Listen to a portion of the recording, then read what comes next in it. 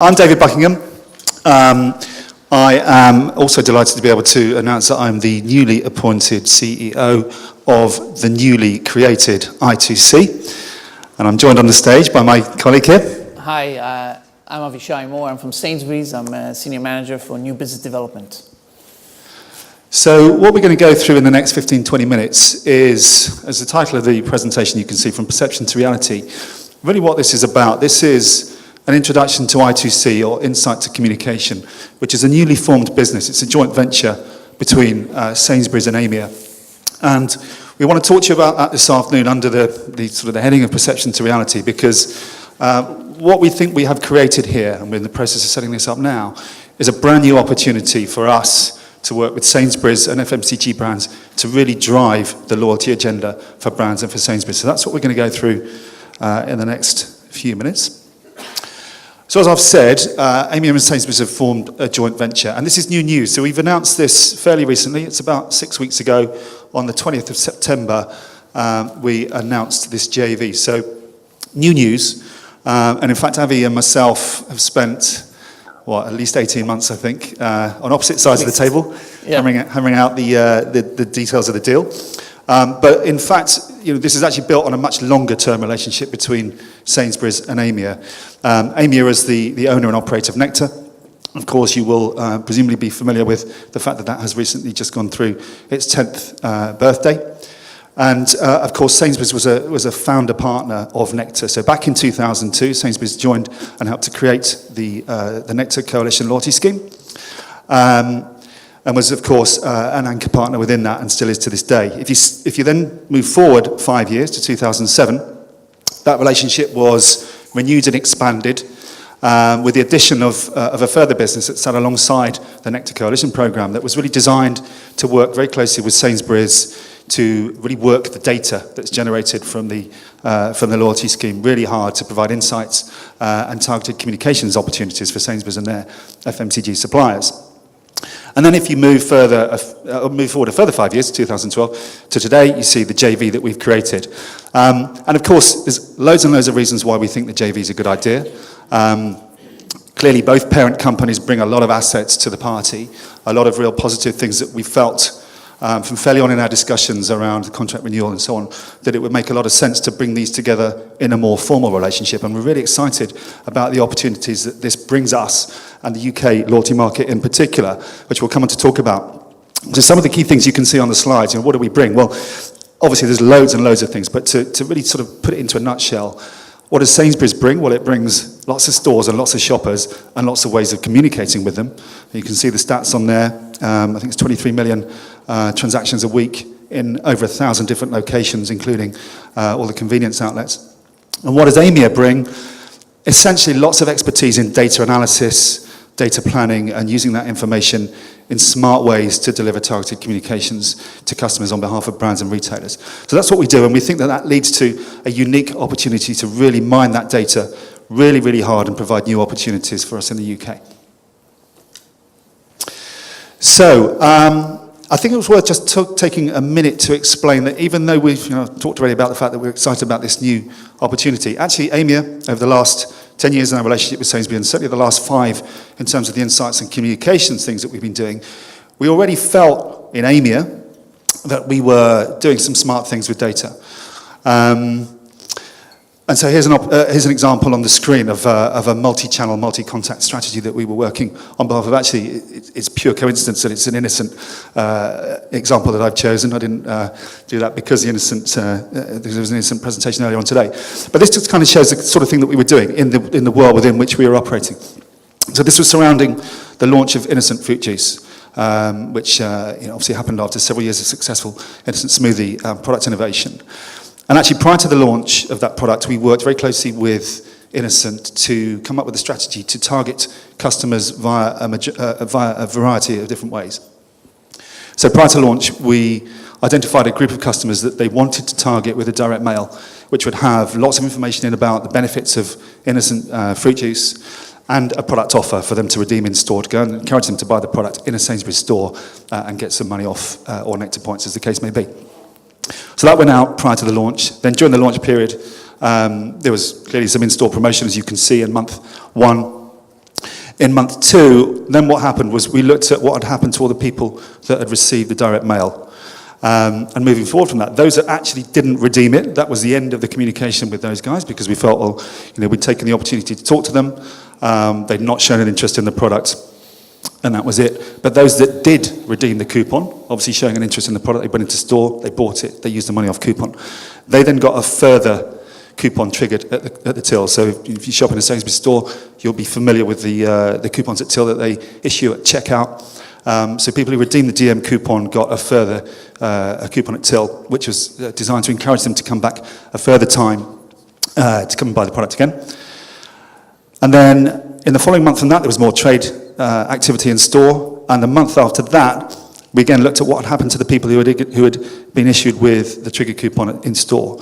So those that didn't redeem that one, we thought we'd have another go at them, and we agreed that with Innocent, because they clearly showed some propensity to engage with the brand by redeeming the initial DM. So they got another further trigger coupon.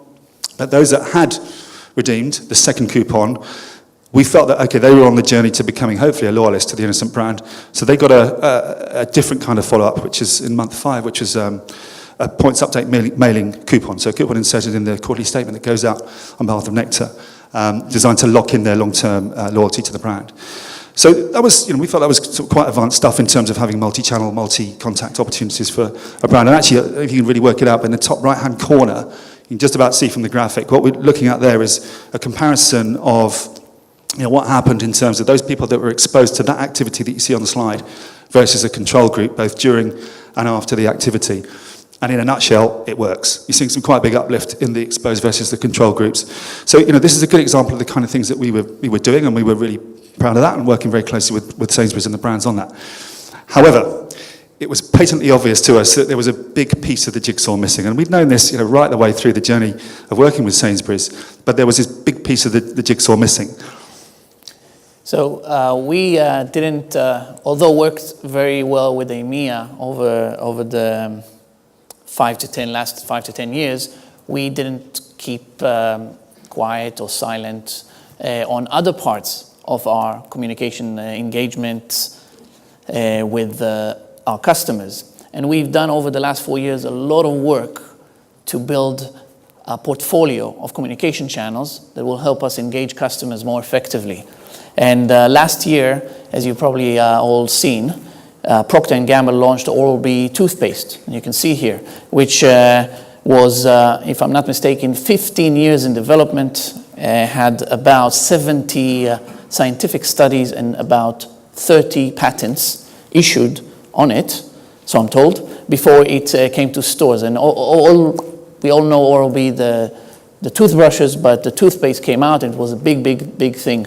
And if you're Procter & Gamble and if you spend so much money to develop this product, you really want to make a big bang out of that. And we developed this massive communication toolkit that allowed us to go big in all of our estate and engage most of our customers with the types of activities that you can see on the screen. So it's a range of various communication channels in stores or outside of store. Some of them are secondary space. Some of them they're not secondary space, they just have promotional messages, and some have full branded messages on them. You can see entrance gates that just have half price. They engage every customer that goes into our store. Some of them have trolley media, etc. There's various channels that we've done. Now, although when I look at it today, it looks a bit obvious and say, well, what's new about that? Actually, it took a lot of work, hard work for me, to make sure that we can get to a point where we can offer a service to a brand that will deliver at the same time with the same level of execution and brand consistency across all of these different channels. Anyone that worked with a large supermarket will know how difficult it is to actually execute that because there are so many different business owners. But at the end, we're able to deliver that, and that delivered to P&G on the launch in July and August, 38 million opportunities to see. So that was really good, and it's really, we felt like we've done a really good job. But again, we were missing the other side of the formula. So you can hopefully work out that by looking at those two sort of disparate parts or opposite sides of the spectrum, we quickly arrived at the conclusion that if we could find a way to bring all of those together and make it work for Sainsbury's and Premier, that would be a smart thing to do. And that's essentially what we've done through the creation of this insight to communication business. And essentially what we think this now gives us the opportunity to do is effectively to talk to customers at any stage of their shopping journey, be that in the home, via some of the things that I've already referenced a couple of slides back in terms of DM or points update mailings or other ways of communicating with customers while they're at home. Be it around the store, so you can see on the graphic there, advertising around the bollards around the store. Could be 6-sheet posters in the car park. Could be other types of around store media. Of course, lots and lots of opportunities within store. Could be trolley media, basket media, in-store broadcasting, etc., etc., etc. And of course, increasingly the online and mobile arena. Clearly, online shopping becoming much more important, almost by the week it seems, in terms of the level of growth that we're seeing. And clearly that gives a lot of opportunities to talk to customers in a very targeted way based on their online behaviour and their offline behaviour matched together, and that's a really important opportunity for us. So that's really the vision, if you like, behind i2c. And what I want to do now is just show you a video. I think it's just about a couple of minutes in duration, and this hopefully sets the picture into context for you. EMEA and Sainsbury's have launched a joint venture, Insight to Communication, or i2c. We analyse shopper behaviour and communicate with customers as they provide for their children, their households, their pets, and their personal needs. i2c will enable Sainsbury's and their suppliers to reach customers throughout their shopping experience. Let's look at one customer's journey.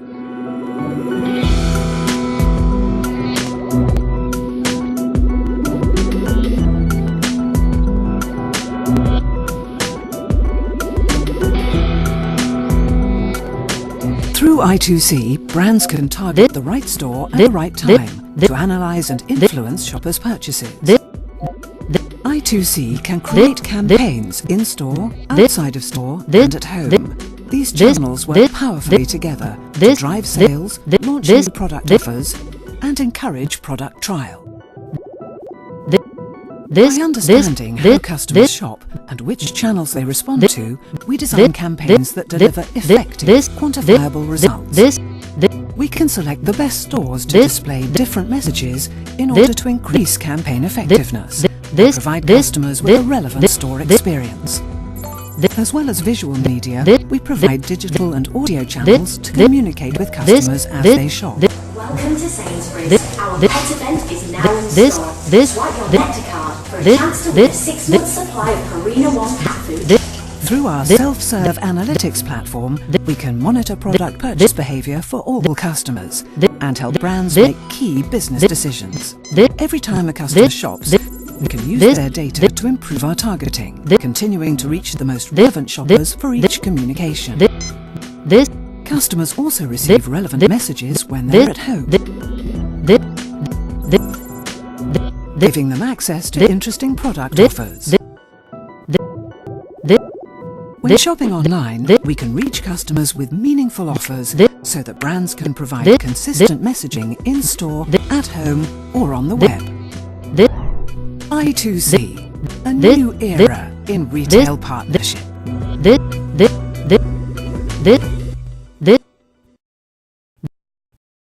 Thanks for indulging us just for a couple of minutes in that video. But I hope that what that does is give you a picture of actually what this business is all about, and hopefully starts to set the scene as to why we're so excited about it. One of the things that we think is a real benefit of this, and this is how we really think we can drive the loyalty agenda for brands and for Sainsbury's, is because of this. Now, you've seen this 1,000 times, the virtuous circle that everyone talks about. It's oft quoted, rarely perfected. And we genuinely believe that we have a unique opportunity to perfect this, possibly for the first time in UK FMCG and retail. It starts off with lots of data, 22 billion rows. What does that mean? Well, actually what it really means is every single transaction in every single store, in every single day of the week, for every single item within a Sainsbury's store. So that's a lot of data, and clearly you can do a lot of things with that. We're fortunate in i2c that we have access to the proprietary tools developed by EMEA, such as self-serve, very smart analytical tool that allows us to analyse all of that data very quickly. And that's what really sets us on our journey within all of this multiple opportunity that we have in terms of communicating with customers to drive their loyalty in such a way as it makes sense for them. So we use the insights that we can find through the data and working with our clients in the FMCG world to drive communications programs across all of the media that we've referenced to drive a return for those brands. What we then do, in the same way as I talked about a little bit with the innocent example, is after the activity's happened, we can evaluate it. And this is where the real win is, I think, because through the Nectar card, a piece of plastic that you swipe when you're at the till, which incidentally does account for a very high proportion of transactions, so we can get a really good read of this.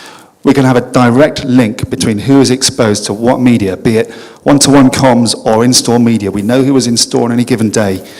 We know who is exposed to different types of media. And we can look at their shopping behavior pre and post. So you can get an absolute linkage in terms of what media you've been exposed to and what your shopping behavior is. So over both the short and the long term, you can start to look at what kind of return does that drive. One thing I should have mentioned actually, another important part of the armory for me is, as well as the insights driving the comms, there's also the ability to go and talk to shoppers in terms of asking them why they do certain things. So through the data itself, we can answer the what, the who, the when, the where, but by then going back to them after the activity, we can also answer the why, which is why I think this is such a unique and exciting opportunity. So after the evaluation, of course, what we're trying to do there is influence shopper behavior in a positive way for the brands that we're working with, and of course, these are all for activities that we hope will drive higher levels of loyalty within Sainsbury's. And of course, then you do get to completing the virtuous circle, because it is a proper test and learn scenario that we think we can go through here and start to drive better and bigger campaigns for the brands and for Sainsbury's. I don't want to labor this point around how many channels, but I think the key points just to land around the capabilities we have are, from the advertisers, from the brand perspective, the ability to link the 28 channels in this slide and link them in an integrated campaign together. And there's probably 12 others that we haven't put on the slide because they just didn't fit. It just makes it much, much easier. So that's one thing. The second thing is all around ROI, our ability to have the data to give the brand manager back and say, actually, this is the return that you get on all of your advertising linked into shopping in Sainsbury's, plus giving you, the brand manager, the economies of scale that weren't there before. So by buying more from us, you can get discounts, which will increase the ROI. So all of that together makes it quite a compelling offer. We thought a couple of examples will help. And the challenge we had is that we don't have that many examples when we actually brought the whole proposition together, because as you've seen before, we sort of been working not that integrated previously. But we did bring two examples. One is around a fair trade event that we've ran in Sainsbury's. And we've used a multi-channel campaign there. The idea is that Sainsbury's really supports fair trade. We believe that our customers really believe in fair trade, and they want us as a supermarket of choice to do the right thing and to source with responsibility. Now, we want to talk to our customers about it because we think they care about it. And we also want to get some recognition for the hard work and investment that we make in that. Now, there are a lot of brands, Cadbury as an example, that also want to be recognized for the hard work that they do. So there's a great opportunity for us to link together. And that's what we've done in the Fair Trade event. And we've used multiple channels, targeted and non-targeted, to bring it together. And it worked great for us as we drove the sales of the Fair Trade products by 11.5% up year on year. So that's one example. But the second example is actually probably a bit better because it demonstrates the elements of loyalty in a more straightforward manner. So Ricola, if you don't know, is a small sweet. It's Swedish by origin, and it has this unique taste. It comes in these small boxes. And what they wanted to do is to drive penetration, just to get more people to try it. Because once you try it, you're going to repeat purchase. And they didn't think that they got enough recognition, enough awareness. So what we had to do is an integrated campaign to drive that awareness, trial, and repeat all in one. So what we've done is three things.